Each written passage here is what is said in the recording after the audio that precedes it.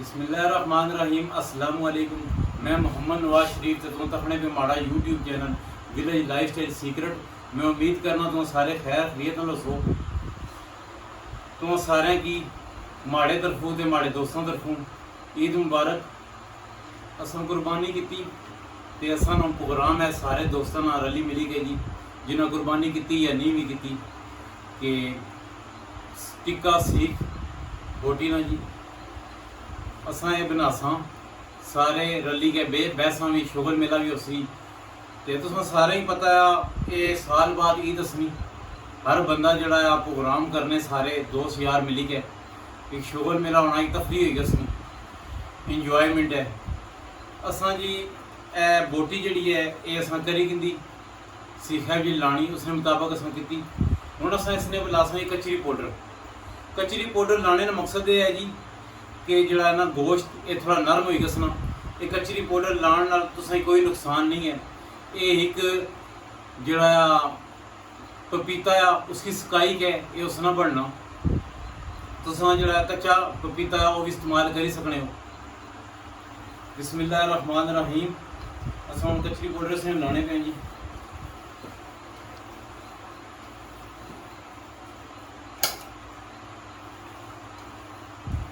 اگر تساں کول 5 یا 6 کلو گوشت ہے تساں کچری پاؤڈر نہیں 3-4 چمچ ہونے بہت ہی۔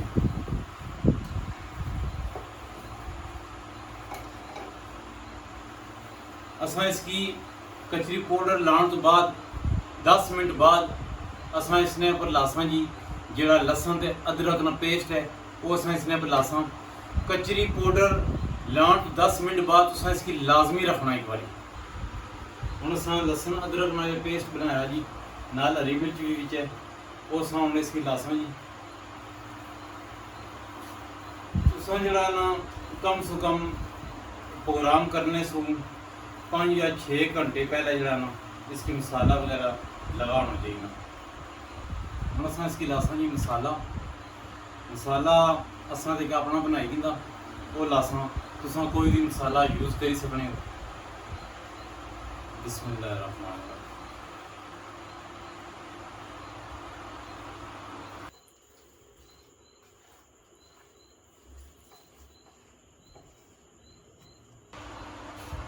اساں جو اس کے مسالے وغیرہ لائی گندے 5 تو 6 گھنٹے رکھنے تو بعد اساں پھر پروگرام شروع کرساں۔ اچھا ایک اور گل جس ٹائم تو پروگرام شروع کرنے تو پہلے جس ٹائم تو کولے وغیرہ پخاسو کولے وغیرہ جب تو گلاسو آدھا یا پونا گھنٹہ پہلے اس ٹائم تو اس نے پر جی ضرورت کے مطابق 1.5 پا دہی لائی گنے تاکہ جس ٹائم اساں سیخاں وغیرہ لاساں اس نے پر ایک لان کی آسانی ہو سی تے دعا جی ذرا ٹیسٹ آ رہا سی۔ انشاءاللہ اساں جب پروگرام سٹارٹ کرنے ہیں پھر تساں کی مزید اس نے بارے دسنے ہیں کہ جڑا رونق میلہ ہو سی وہ تمہیں تک سو اساں بھی انجوائے کرساں تساں بھی تکی کے انجوائے کرے خوش ہوئے۔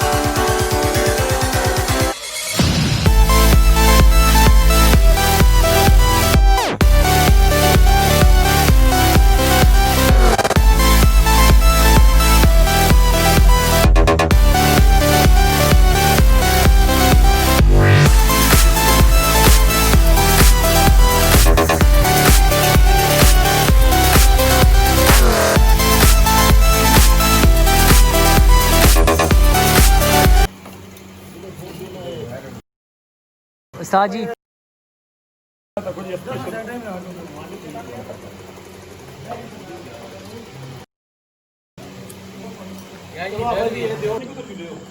हाँ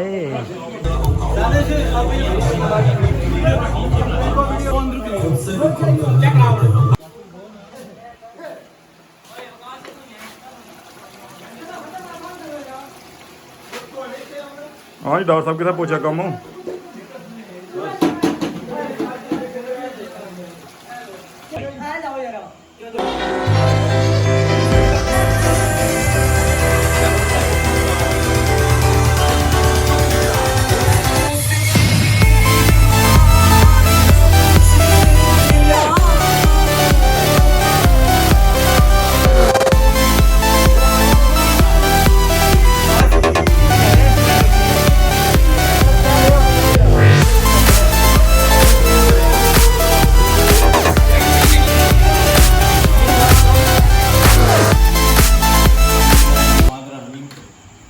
टिक्का सीख प्रोग्राम नहीं किया जी। उस तो बाद असं सोचा कि ना रोटी ने प्रोग्राम होना चाहिए ना सालन भी पकाया माशाल्लाह कथी कि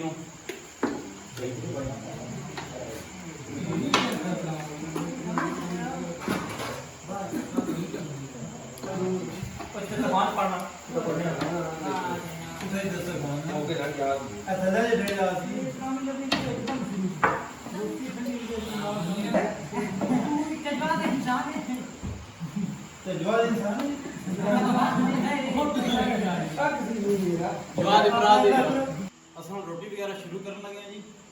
तुसें पता साल बाद ये दिहाड़े असने निक्की ईद होएगी, उस तो बाद बड़ी ईद कुर्बानी नहीं होनी।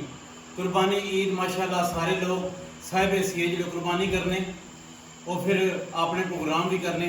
असा प्रोग्राम किया माशाल्लाह सारे इकट्ठे हुए हैं, खुशी हुई। असा उम्मीद कर रहे हो कि साड़ी वीडियो पसंद आई हो सी तो साड़ी वीडियो को लाइक करो, चैनल की सब्सक्राइब करो, बेल आइकन बटन जरूर प्रेस करो ताकि नवी असली वीडियो में मिली सके। मोहम्मद नवाज शरीफ, अस्सलाम वालेकुम।